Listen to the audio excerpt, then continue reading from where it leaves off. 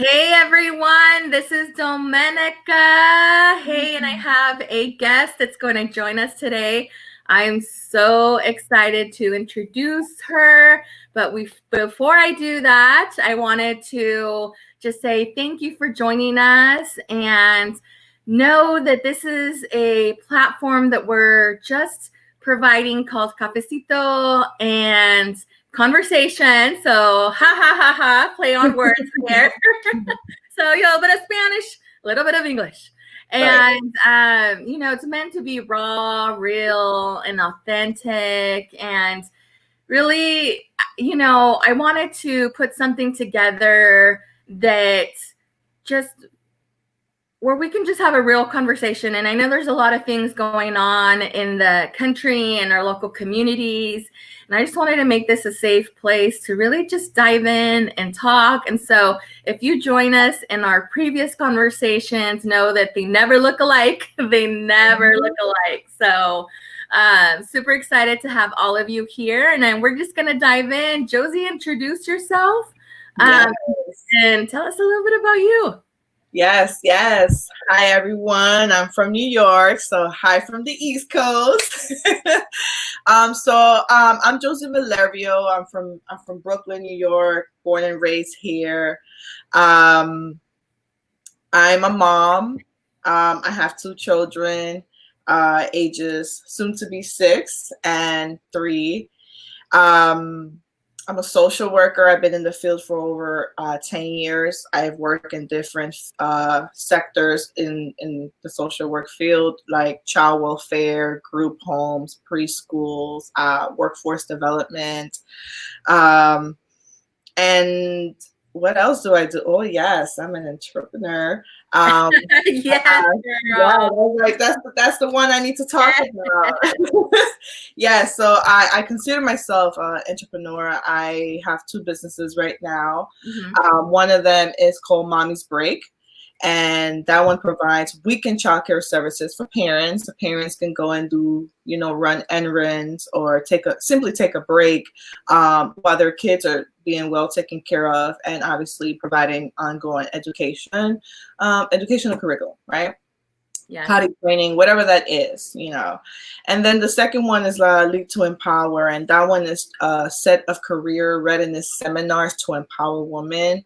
When I designed the curriculums, it comes from a solution-focused and strength-based approach, where I am giving you the tools, but it's for also so you can recognize, what else you bring to the table in the workplace as a woman. Yeah, so I'm super excited to be here today, drinking coffee and having a conversation. Yes, girl. Right, you see this, right? Coffee therapy. This is what helps me. I love it. Yes. Well, awesome, Josie.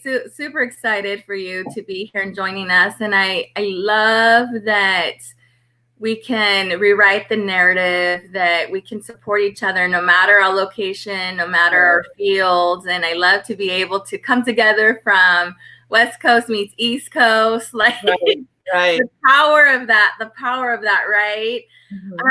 So I thought, something that I always love to ask, and just to kick off our session is, and knowing that is a coffee and conversation session, how many cups of coffee, tea, or beverage of choice do you have each morning?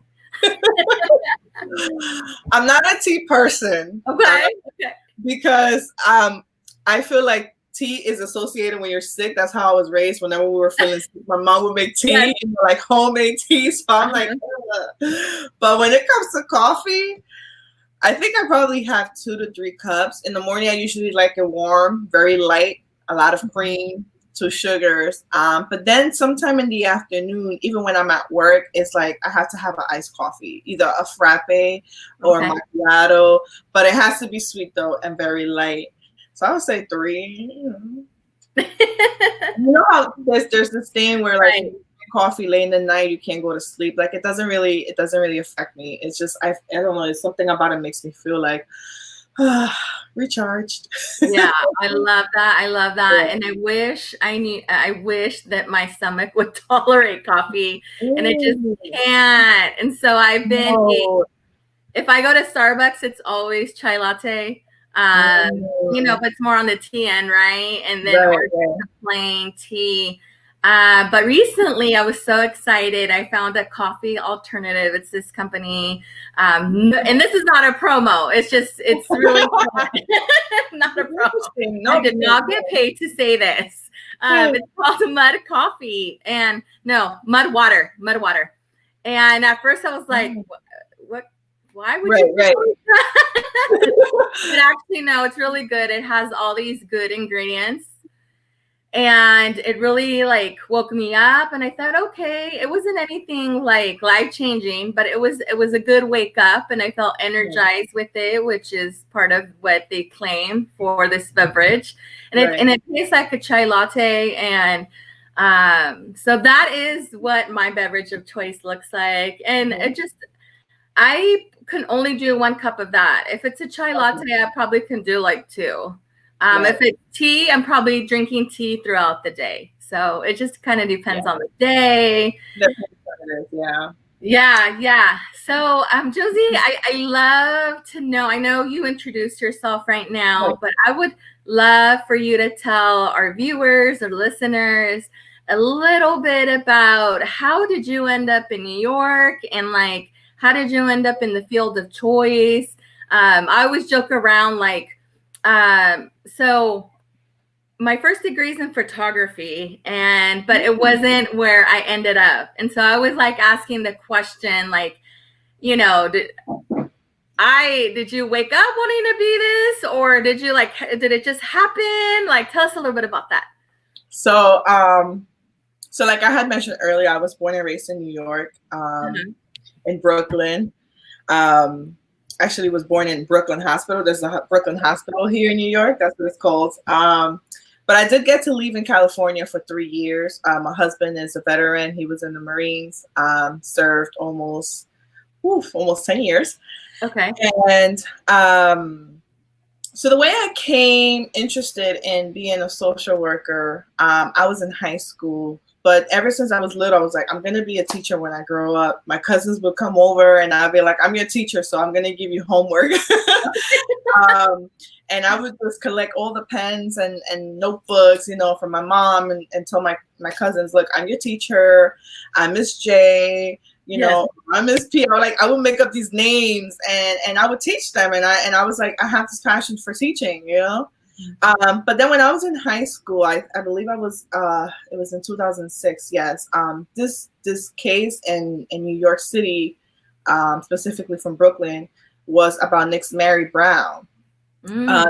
Mary Brown was, yeah, she was a 7-year-old child who was abused excessively by her stepfather, but her mom was also there when these abuses were happening. Um, and unfortunately, she passed away, because of all the ongoing abuse. And I remember seeing the newspaper, and it was like this picture of her, and you can see the dark circles, and like you could just see that she was not happy.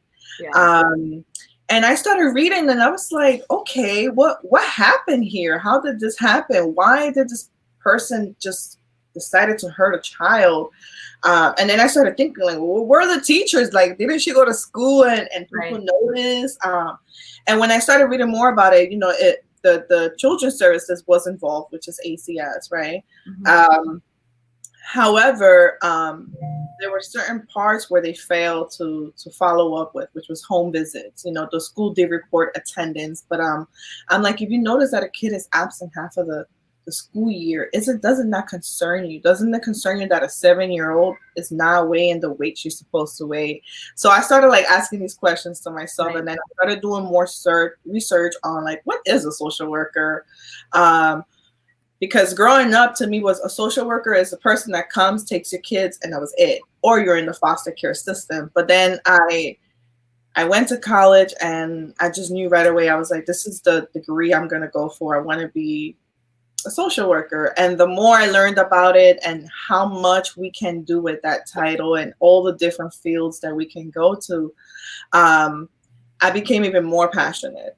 And then in college, we have the opportunity to do internships. So I work in a school, working with students who were at risk of dropping out, or were pregnant. I had a chance also to do an internship at a agency that worked with kids who were, abused in their homes or in foster care. So all of that, I was just like, I want to do more. I want to do more for the community. Like, how can I get involved so we can prevent these things like Nick's Mary?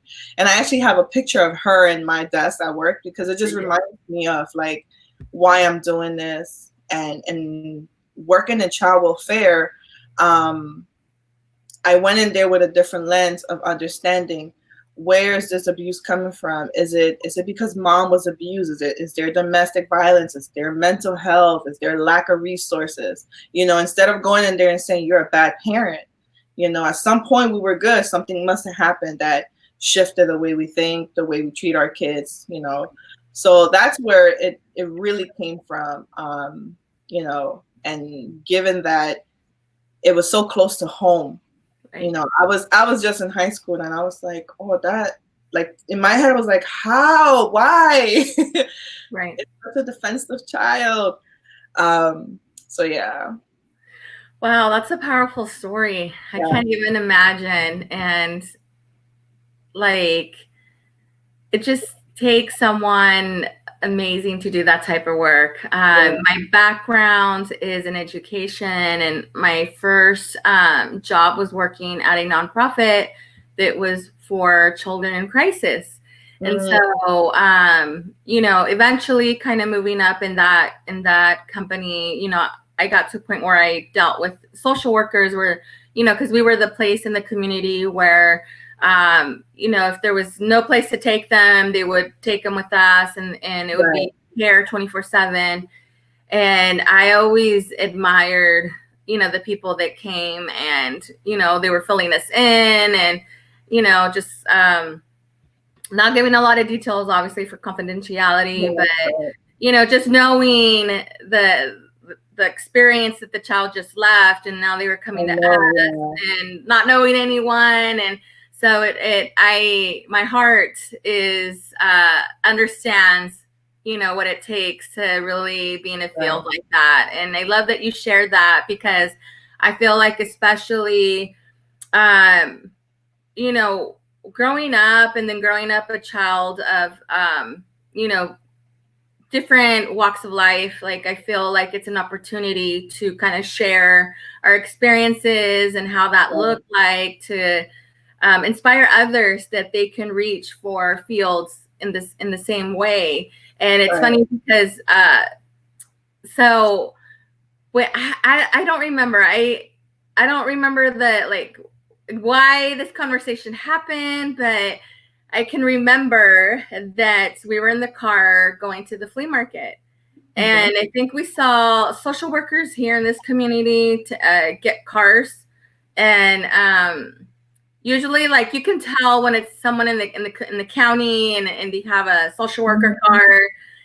And I remember my dad telling me, like, oh, that would be a great job for you to have because you get to drive a car. And I have the same, like, I don't know if you can call it a stereotype, but I'm like, why would I want to be a social worker? You take kids from their families. Like, I didn't get it. I was young. And the thing that stood out to me is that he said, oh, you get to drive a company car, basically, right? So I come from a family of not being in that world, and the job that eventually that I morphed into, and I say that morphed because I ended up in a whole different field, working with kids. And so they had company cars. And I remember thinking the first time I got into a company car, because I was on my way to a classroom, part of my job was mentoring early childhood educators. And so the first time I was given a car to do this, I remember sitting there and I was like, I'm in the car. It was just like, I'm in the car. Right. Like my dad told me this. Yeah. Not the Yes. same field, not same field, but I'm in the car. But the company car, yes. Yeah. So I know with this social worker, there's probably good things and there are bad things. What would you say is the most, was there an experience that you've had that really stands out to you since since you've been in the field? Yes. Whew. I remember I had a supervisor that told me, you're never going to forget your first few cases. There are going to be cases that are going to stick with you and always going to remind you of why you made those decisions, how you assess that family. And it was so true. Like, I think I remember most of all my cases I had in child welfare, and then going back to Cali when I worked with young boys in a group home, and and I can share too. I remember working in the group home, and in the group home it was boys ages 12 to 18, sometimes even over 21. Okay. And there was this when I started working there, they did test me a lot. You know, I'm a female. I'm not from California. They read that right away. They were like, "You have a New York accent," and I was like proud of it in a way. But then I was like, "How can you tell?" You know. But there was this young boy. Sweet boy. But you know, when things didn't go his way or he was having a hard time expressing himself, you know, he either wanted to hurt himself or he wanted to do damage, you know, like break stuff in the house. And I remember that he had locked up himself in the bathroom. And I was like, open the door, you know, we're gonna break this door down. Just open the door. I just want to talk to you. I want to know what's going on. Um, and I had just started my shift too, I remember. And I remember he opened the door and he had like a piece of glass. I think he broke a light bulb and he was ready to, you know, do some self harm. And I said, "Tell me what's going on. Like, why are you so mad?" And he was like he couldn't like talk, like he couldn't say anything. And then he just broke down and he started crying. And I'm like, and I was like, "Do you want to go for a ride? You want to get away from here so we can have a conversation?" Because with the group home, we did have the company van. Okay. And, you know, I removed him from that situation because then the other boys were starting to question, like, "Why are you breaking stuff?" And, or some were actually concerned, or some were just like, you know, what's going on? And to remove him from that situation and having a conversation with him. And then he told me, like, he just had a conversation. He was on the phone. He was talking to his, I believe it was his stepdad or his dad. I can't remember exactly. And he has said that his father was blaming him for drinking, for having drinking problems, for domestic violence in the Wow. home. So like he was saying, like, this is all your fault. This is why, you know. And I think after that phone call, obviously that triggered him because he was also abused growing up in that home, and just to hear him just express himself in my mind, I was like, we need to figure out some sort of intervention that's going to keep him safe. I want him to know that in this home, we're not going to do that. Like, not in this group home. Now, at least when I'm there, I want to make sure that he feels heard and that there are other ways to deal with anger, you know? So I started coming up with different ideas how to get creative. With the support of my supervisor too, and we came up with different interventions. He really looked up to me. He was very respectful after that. I think he saw that like I really cared, and he told the boys like, "She's really cool. Like, stop giving her a hard time." And I told him, I said, "I'm not here to judge you, and I'm not here to say that you are a bad kid or that you just a bad person. You just made poor choices because growing up you didn't know any better. Everyone was busy being an adult, doing drugs, being in the street, you know." Um, so it was really good to see how he shifted and was able to look for other ways to deal when he was upset or things triggered him. He actually did end up completing the program, and he did leave the program and graduated. Um, and I hope he's doing good today. Yeah. Um, yeah, and then I think the other story is I think I had told you about the mom who was Spanish speaking. Yes. He was in a domestic violence relationship, and this is when I was working here in child welfare. The case originally was referred to me because her daughter was not going to school. And in New York City, if you miss a certain amount of school, the school reports it to ACS, and then they do an investigation just to find out what's going on. Right.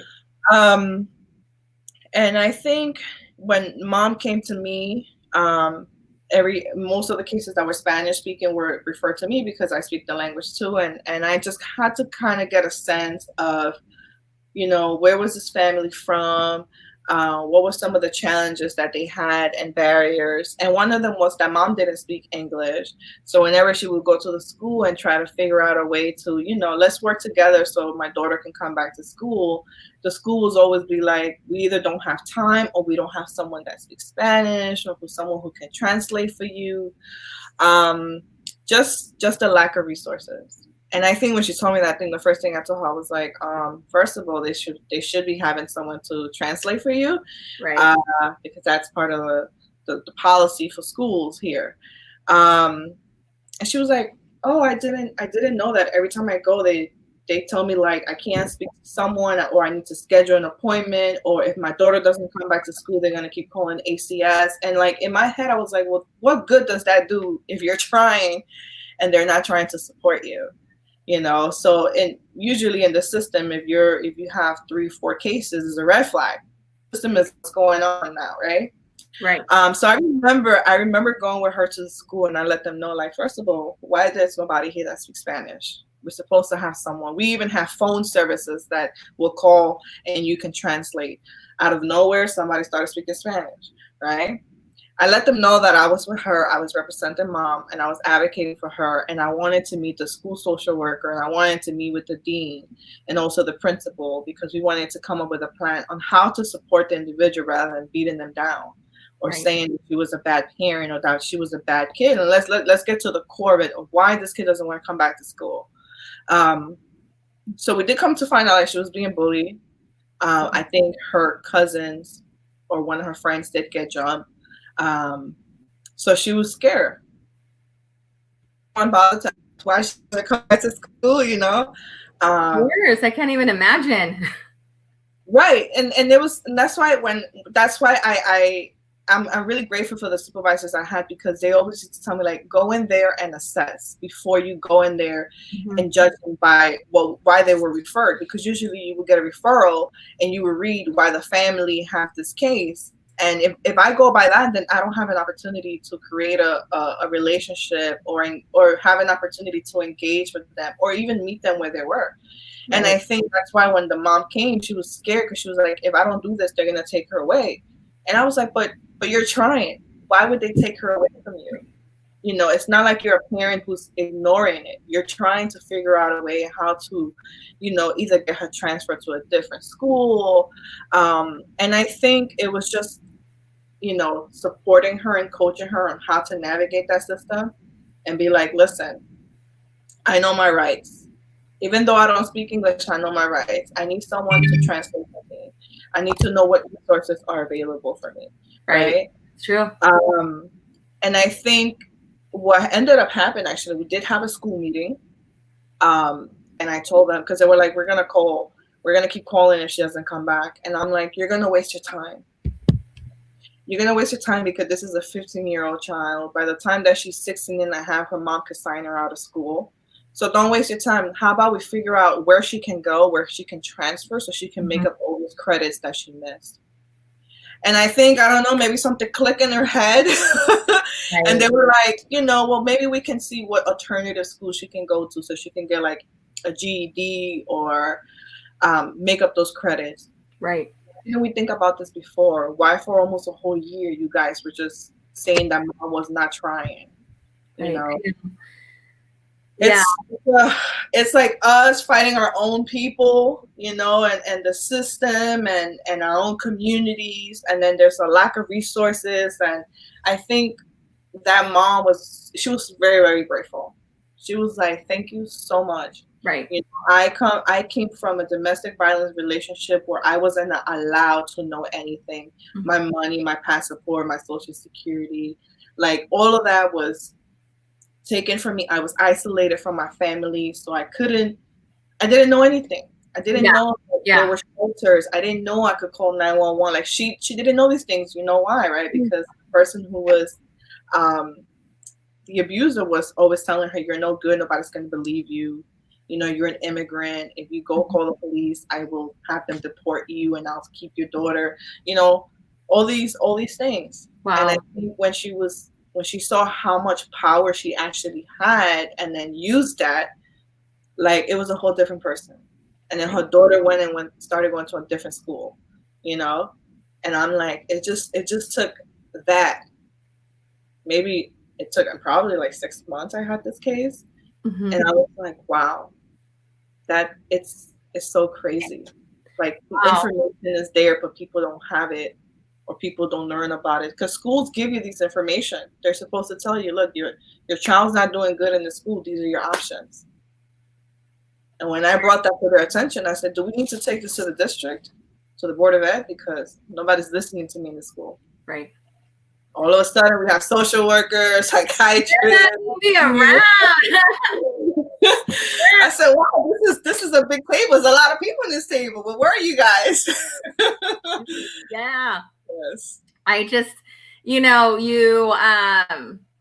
brought me back to a story that I have, and I love that you shared that. Those are powerful stories, and those are what drives us to do what we do, right? And it's just an example, but the one that stands out for me is when I had to go to an open house kindergarten registration at a school that I was assigned to, and uh, I believe this is the universe working, and it was such a like life defining moment for me because there was an immigrant mom there who didn't speak English, and her husband just had took off with another woman, and she was pregnant, and here she is trying to enroll her preschooler to kindergarten.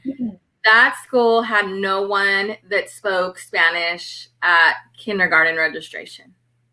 Wow. And a predominantly Latino community. And I happened to be there, and they were going around asking, anybody speak Spanish? And I was like, yes, what do you need? It immediately brought me back to when I was translating my own kindergarten registration for my mom. Mm-hmm. And I couldn't believe that they didn't have anybody there. And because she actually was a parent at the preschool that I was located at the time, it was just like a coincidence that it was that specific school that she was enrolling her daughter. I knew a little bit of history. Wow. And this is the same woman that when we found out the husband left her, and she was like weeks before she was due, she was going to lose her home to top it all off. Yes. When she immigrated to working in a family's, I think it was his family's business. So she was a waitress. But when they split up, they didn't want anything to do with her. Yeah. And so, we rallied, got her some food, a free phone. And I had all this background knowledge, and they were asking for like proof of, work and all this proof of address. And it's like, here's her situation. She doesn't have any of that. You got to be kidding me. Like, you're not want to enroll her daughter because of this. Like, what were you going to take her? Exactly. It took, and it was actually the school secretary that empathized, and she was like, don't worry, I'll figure it out. I'll talk to this person. We will work with it. And she ended up getting enrolled there, and I would see her outside sometimes. But again, life happens, you move around and you lose track of families, and you can only hope that they're doing really well. But yeah, it's like it's those moments that really like drive you to do the work that you do. Yeah. And but I feel like also because along the way we figured out that we as individuals have so much power. And then especially like just coming from different backgrounds and being women of color, like the work that is potentially at our hands can be so much bigger because we've lived it. Oh, there goes another one. It's ready to party. Even the earrings were like, yes, yeah, girl, preach it. Right? I feel like this is where kind of entrepreneurship really Right. thrives on, and the ability of one showing women that they can use something that they're good at doing or passionate about and make Right. income out of it. And that's where I began my entrepreneur journey, because I feel like I was introduced to a life that I didn't know was possible. And Right. through my journey, it made me realize like the impossible really is possible. And there's things that we can do to better our lives and help others. And so, Right. with that said, tell us what sparked the interest to create both of your businesses, Mommy Break and Lead to Empower. So with Mommy's Break, um, I just had bought a new house. And when you get a new house, your bills are bigger. And Right. I was like, wow, I need to Do figure that. out a way that I can earn extra income because I do want to go back to school. I want to get my master's. Okay. There was these other things I want to do, and I'm like, I can't do that if I only have one income, in addition to my husband. But then again, you buy a house, your bills are bigger. So I said, well, maybe I should start babysitting. That was my first initial. I'll go and be a nanny for other parents, right? Okay. But then I was like, wait, but if I go be a babysitter, then I need to find a babysitter for my kids. So what was going to happen? So, and I've worked with women and you hear them, trying to figure out when can I go to the supermarket? When can I go do my hair? I go to the hair salon and I see moms struggling with the strollers, a baby, like it takes, Yeah, so true. if they can do their hair in an hour and a half, sometimes it'll be 2 to 3 because they have to get out the hair dry. Like it's a lot. And I've been to the salon myself with my kids, and if they need to use the restroom, you gotta go with them.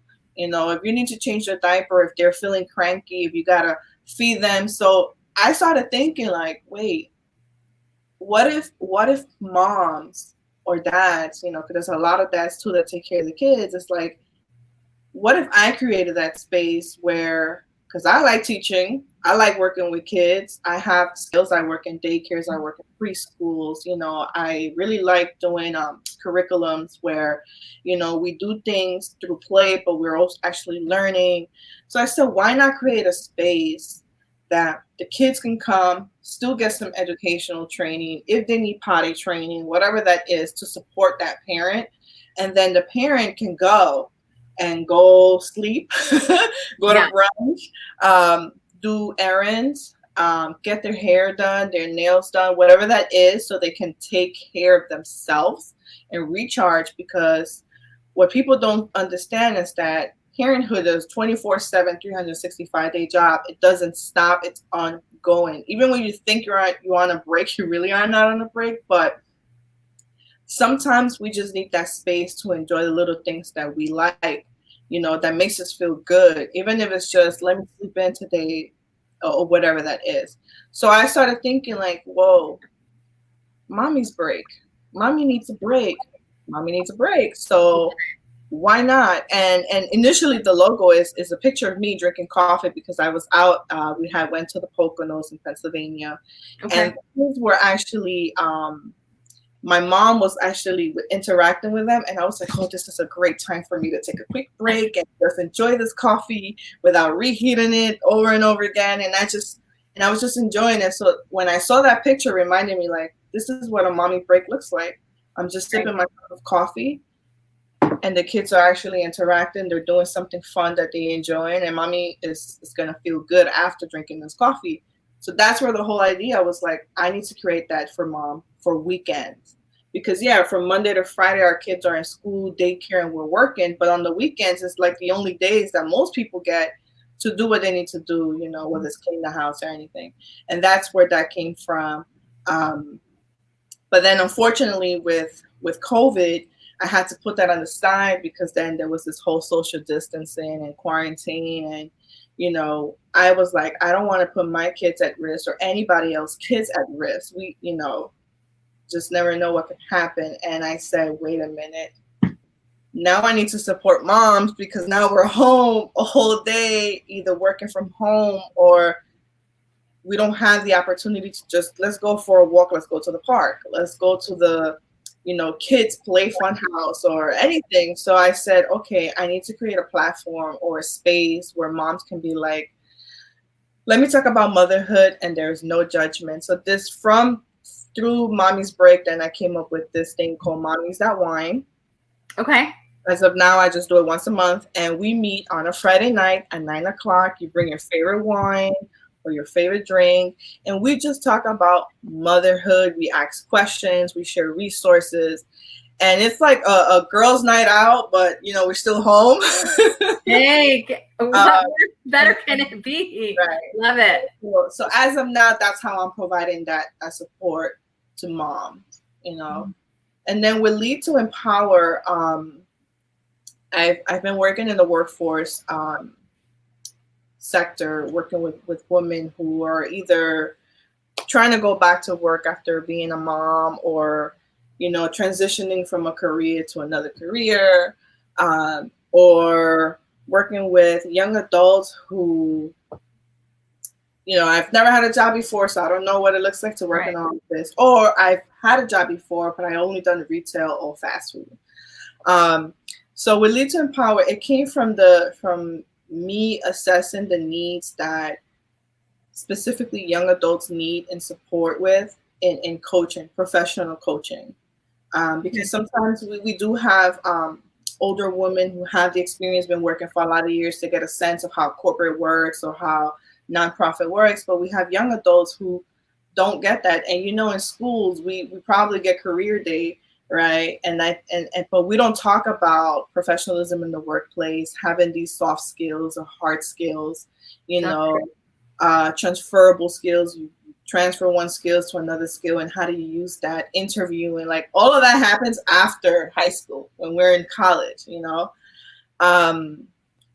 I was like, I need to create a place where I provide these services, because given in the different sectors that I've worked, and given that I work in child welfare and I worked in group home, these are things that were lacking. These are the resources that these kids didn't have. I'm going to a job interview. What do I wear? Do I wear sneakers or do I wear a hat? Do I wear a crop top and some yoga pants to an interview? Because I've seen it. So and real. Yes. And it's like, I can't judge you. Because you didn't know it any better. It's later on that we say, oh, we have to go to work in business suits. There's so much more than to that in the workplace. So when I created the Lead to Empower, it was like, I want to lead to empower young women so they know that they're being empowered rather than being put down. And I like to use a solution-focused approach, because I like to focus on what exactly are your goals and how are you gonna, reach them. Let's be very specific. You want to learn how to type 35 words per minute? Fine. How are you gonna do that? Tell me how you're gonna do that. I want to work here. How are you gonna do that? And I put it back on them, because I need to hear them. They have the solution, but sometimes we overthink things. We get anxious, and when they start realizing, like, oh, this whole time it was in my head, I just didn't know how to put it out there, and that's what I really enjoy doing. So I was like, let me do the Lead to Empower, to continue to empower women, but then let me also create a space for moms who need that space, because I'm a mom and I work from home and I'm home with my kids, and now we have to homeschool, and I know that there could be days where it's like, when is this day going to be over? Right. No, it's true. And I love that. And I learned early on in my entrepreneur journey that 7 avenues of income. So, sister, you have 2 right there. 2 right there. I love that. And I mentioned that because I feel like a lot of females in particular may not understand that you can do multiple things, and especially with technology, to be able to generate some revenue. And so and it's funny because as I have these conversations, it's like, like I thought it was just supposed to be one thing. And I love that you right away at the forefront knew and you follow the ability to be able to do more than one thing, especially also having your full-time job. And I always say you have to do things strategically. You know, when I talk to anyone that's an entrepreneur, I always say you can't take a full leap until you've developed your entrepreneur, you know, business side of you into replacing your full-time income. And then as you're doing that, you know, the question is there different ways that you can be making money to get there quicker? And not that we're money focused, it's just being smart about it, right? Because we still got to pay the bills. And so, you know, we need to make sure that we're conscious of that. So I love that you have two different avenues to support females and really empower them also. And so I believe that's why we click so good. So much. And even our backgrounds, like I love it all. And so I always like asking the question too, because I feel like as entrepreneurs, you know, a lot of us aren't brought up in an environment with someone labeled an entrepreneur, right? And then second, being a female, like a lot of us are taught that it's we strive for perfection or strive for things to look good, feel good. And I always love talking about failing.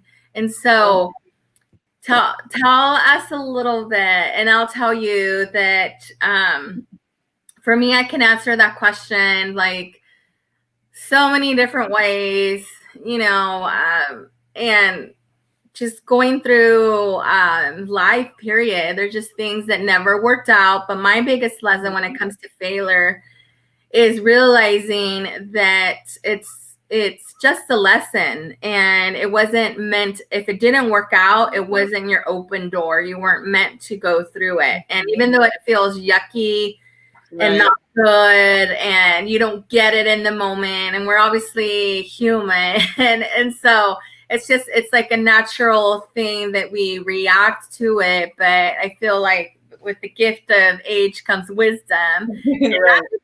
We weren't lucky to have a mentor, because that's a whole different topic that we can get into. But I didn't really get a mentor, or at least a role model until adulthood, until I was in my professional career, where I said, oh my God, esa mujer, you know, she looks like me, she talks like me, she has my background, and to me, in my eyes, she's successful. Like I didn't get that till I was an adult. And so you know, not really, just kind of learning by trial and error on failure. Like that was my lesson, was if it didn't work out, that wasn't my door. So can you share a little bit on, think of a time that didn't work out for you, and what was the lesson that you got from it? Right. So I was hearing all these things that you were saying, and like I could totally relate to you. I think for me it was when I just had this idea of lead to empower. Like I had the name for a while. It was in my head, but you know, I even had the logo. Like I wanted to be bars and someone's helping somebody, right? And then with Mommy's Break, it was there too. Like it was just an idea, but in my head, I was like, please, nobody's gonna.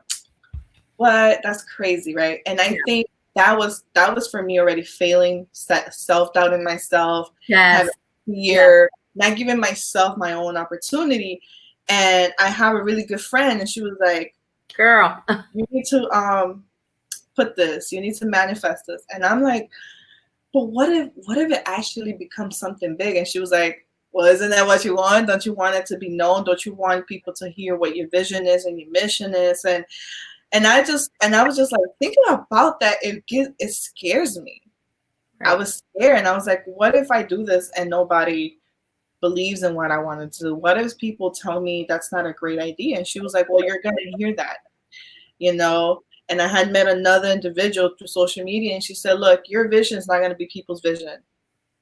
It's true. At some point, you're going to have to not take it personal and be like, okay, well, I share my idea with you, so I might as well keep moving, right? And I think for me, it was when I started doing this thing, I did do a seminar, and I was so scared because I was like, okay, we're starting at 8 o'clock and it was 8:30 and nobody was showing. And I was like, what did I do wrong? I started already putting myself down. I was like, what did I do wrong? Was it that I didn't advertise it enough? Is it that people don't believe in me? So like, I already started making a big deal out of it. And then like at 8:31, people start showing up. And I was like, oh, okay. Okay, that's great. That's great, right? And I think with which is what I'm learning is that with entrepreneur, there are going to be really great days, and then there are going to be days that's not going to be great at all. And just being okay with that, it's where I'm trying to find that comfort, because I'm like, I don't want to be too hard on myself, because I know this is new. There's going to be a lot of steps to it, and gratefully, we do have mentoring services that are for free for people who want to start small businesses in the community. So it's like taking advantage of all of that, taking the information and being open to feedback and not taking it personal. Oh, yes. Yeah. Yes. But I think hearing what my friend was telling me and saying, what is the worst that could happen? What if it does go big? What does that mean? That means that people believe in you. That means that what you have to offer is what people are looking for or need, And I was just like, okay, all right, let's create an Instagram page. And people started reaching out, and I'm like, okay. Then I said, well, let me step out of my comfort zone and start actually reaching out and connecting with people. And I had to constantly remind myself, it's okay if they don't respond, it's okay. If they don't respond, it's okay. It's not you, it's not about you. It's just put it out there and see what happens. And one of the things my friends always tell me is like, as long as you plant seeds, that's what matters. You share the information with someone's gonna take it and pass it on. It's just plant seeds, and then those people that you have conversations with, those are the people that are gonna go and bloom for you. Meaning in the sense you plant the seeds to them, and then they go and share that information, pass it forward. So I think that for me was like, oh, that's how it works. Okay. And I think meeting you two was also something I'm very grateful for, because now you're telling me about these other platforms that are available, and I think that's the best thing when you meet someone and someone tells you, look, I know about this resource, because there are individuals that be like, I'm not going to share that with you. Right. No, that's so true. Because if I share that with you, then you're going to be successful, and I don't want you to be successful. And for me, when I say empowering women, it actually means like, I met you, I know this information that's going to probably benefit your business. I want you to do good. I want all of us to do good, because what good does it do for me to keep that information? So I think with failing, it's going to happen. We try one thing, like you said, and then that means that it wasn't for you, Right. And I think we're always going to look for approval from other people, but I think we need to start approving ourselves and be like, yeah, why not? Why shouldn't you do this? That's what the questions that they kept asking. Why shouldn't you? Why? And I think, yeah, with entrepreneur, like, I think for me was that one time sitting there for 30 minutes and I was like, oh my God, nobody's going to show up. What? Right, but then look what happened. Then you had people show up. And I think for me, it was like, let me take that experience and assess it on how moving forward I need to approach it, rather than saying all the things I did wrong, Mm-hmm. And I asked them, I said, what can I do differently? Maybe I need to start a later time. Maybe I need to do it on the weekends, maybe, but I think when you're in that moment, you don't see it. You don't see it. Because that you just stuck there like, oh, I messed up. Right. I messed up. That's true. Nobody saw my post. Yes. But you know what? That's it. It's good because we can take those moments and then reflect and say like, oh, you know what? Like, really wasn't that. It was just in the moment of having the doubt that was creeping up and Right. slipping into it. But at the end result was beautiful. Right. Yeah, and then they went and shared it with more people, and then more people started reaching out, and then I was just like, oh, why was I so nervous? Like, why was I doubting myself? And I think, like, sometimes I have people that tell me, like, you have all this potential, and I sit here like, what potential are you talking about? And then I have to do some self-reflection and even start thinking, like, all the good feedback I have received with people I've worked with, the families that I work with, from years ago, and that I think, I mean, one time I seen an old client in the street, and she was like, "Oh, Miss Josie, how are you?" And I'm like, "Hey."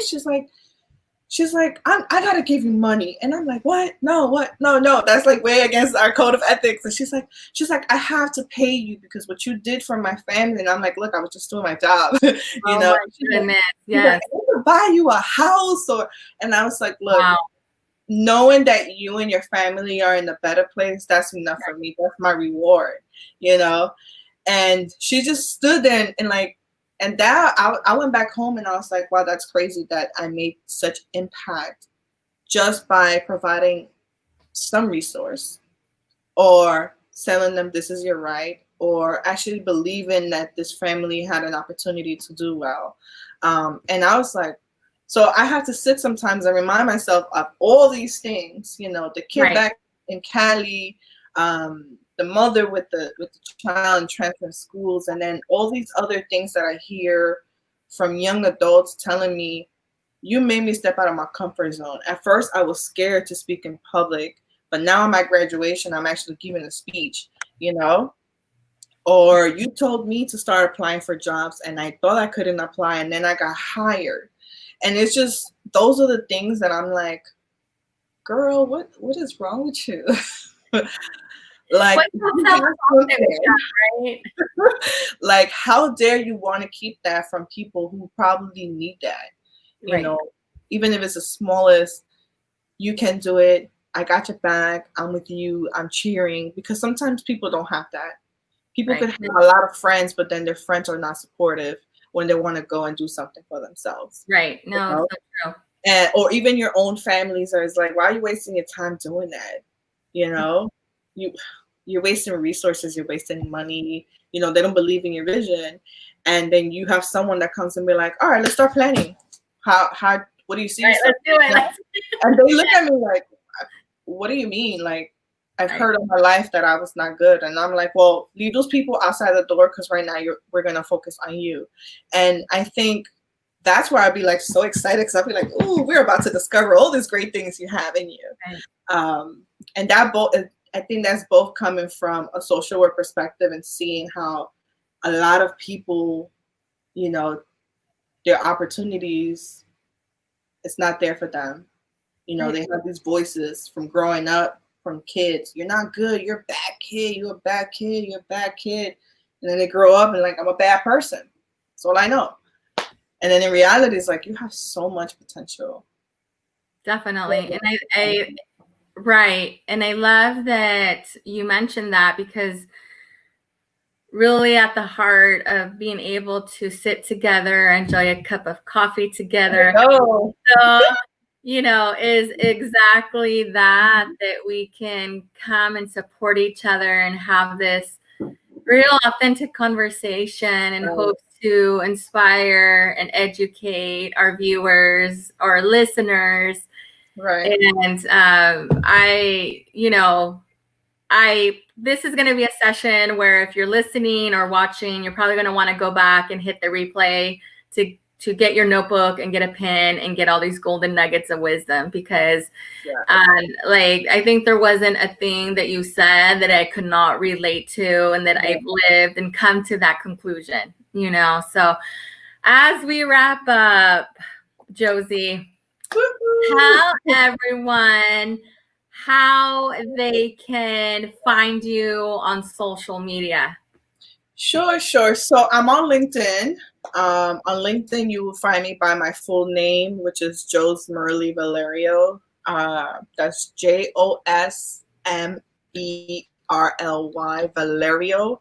Valerio, and then you can just send a request and we can connect. On LinkedIn, you're going to see all the good work I've been doing, the good reviews from clients I work with, and then I'm also on Instagram for both of my businesses. The first one is at Lead to Empower, and the other one is Mommies underscore break CCS. So Mommies break CCS.